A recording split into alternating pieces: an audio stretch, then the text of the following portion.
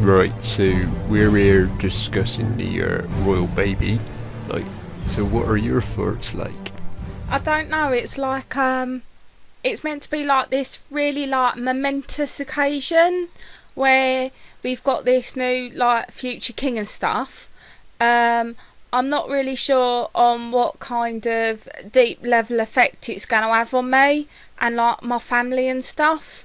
Right, so what do you think the socio-economic impact will be? It said that it's going to boost tourism, and you tell me what your thoughts are.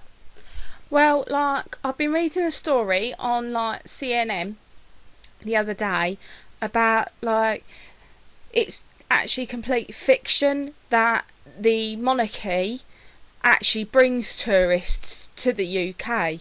Like they've had a look at some statistics about like royal weddings and stuff, and actually tourism's gone down. So I don't really understand why somebody having a new baby is going to be bringing more people to the UK. I get it, like if you've come here anyway on holiday, then like it's like woo, okay, let's get a souvenir. But like, why would somebody want to book their holiday just to come here because some princess has had a baby? I don't really get it. Well, I suppose they see it as the perfect British. But like, they're not perfect. They're just like normal people, like you and me. Like, she's a commoner and stuff. So like, in theory, I could be a princess. Like, she's come from nothing. Well, yeah, like her parents had loads of money and stuff, but she's not a lady or nothing. And she's now princess, and one day she's going to be like our queen and stuff. So who's to say that they're perfect and I ain't? I could be a princess too. So I was looking at this here at classism. Prejudice in favour of people belonging to a particular social class.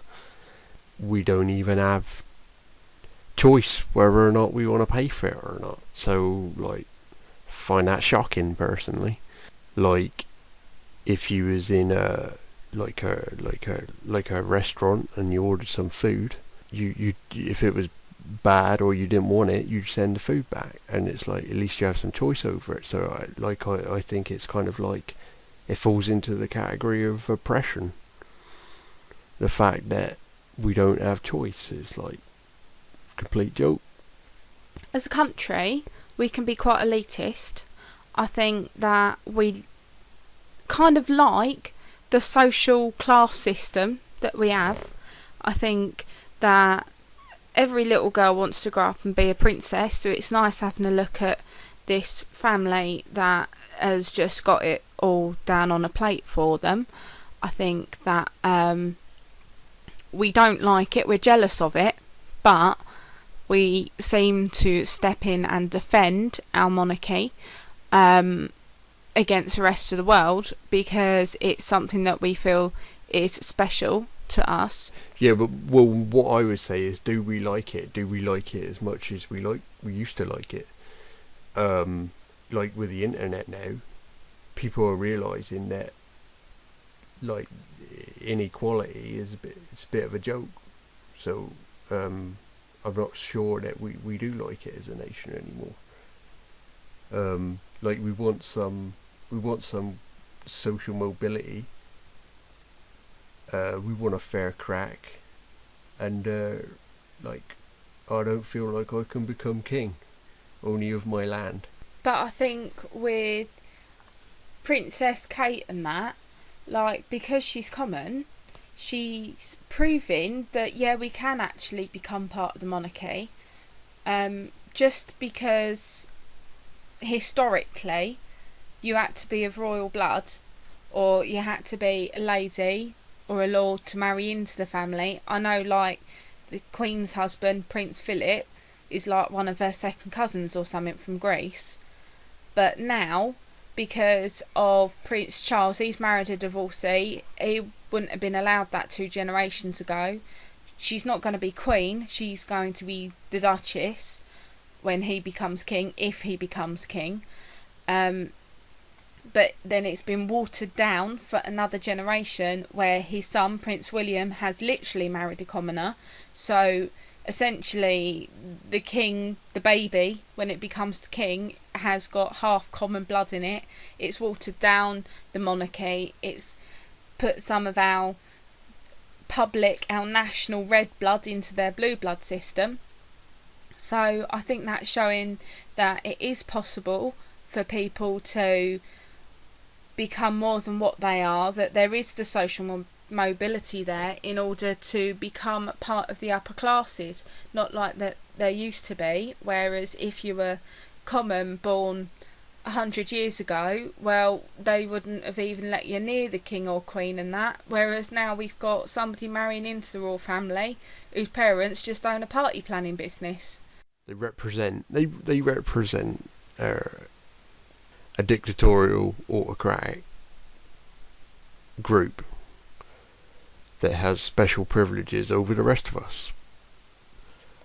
And it's like, would you want to be part of that these days? I mean, like, I suppose you're going to get more free stuff for being part of that, so you're kind of like selling your soul. Really, that's what it seems like to me. I don't know whether you're selling your soul to be part of the royal family.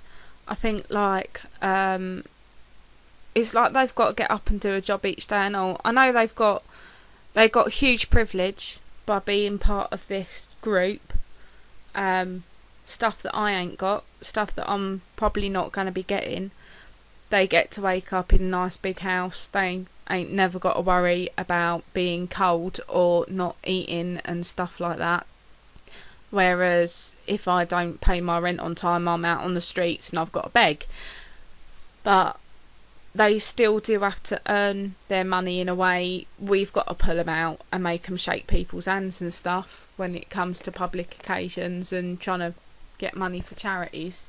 Yeah, well, that's the thing, isn't it? Basically, they are like a charity. They're a charity for their own kind of lifestyle.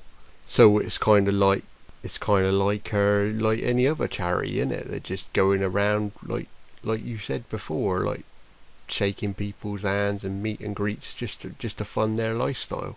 Some would argue that they bring in more than they take, but like I would argue that the ideology in itself costs us more as a society in the first place. So I agree that the ideology has a dampening effect on our own thought processes, on our abilities towards improving our system.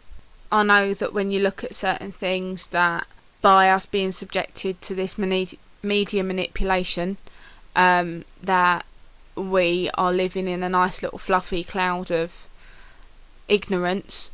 We are striving to be a higher class than what we are, when in actual fact we should be maybe looking at the causes of why we're in this system and what we can do to affect change to our lives. And maybe all the time we're following articles about the royal baby and the rest of the royal family, it's actually just numbing us. Yeah, well, if you don't develop yourself individually, you're just going to be a liability somewhere along the line, aren't you? So it's no good being a sheep. As much as I like sheep, you've got to be a wolf. Take responsibility. So are you saying that you agree with me, I suppose, in as much that we are being manipulated in order to be passive followers to a regime rather than being autocratically minded of our own lives in order to move forward and develop? Yeah, I agree with that. That's sound thinking, that is. So I suppose we better ask the people that might be watching this what their opinion is. I guess what we've spoken about might be a bit aggressive towards their principles, or maybe they might want to have their own say. Well, only the some of the royalists in Britain, like I've been looking on the internet, and there's a lot of people worldwide who are kind of anti our royals, at least. So, are I should imagine that most people would agree with some of what we're saying. Well, I guess it's up to them. So, like, leave us a comment or like chuck us a tweet or on Facebook or whatever. Let us know what you think, and maybe we can have a follow-up video, or maybe we can discuss it with you in the comments and stuff.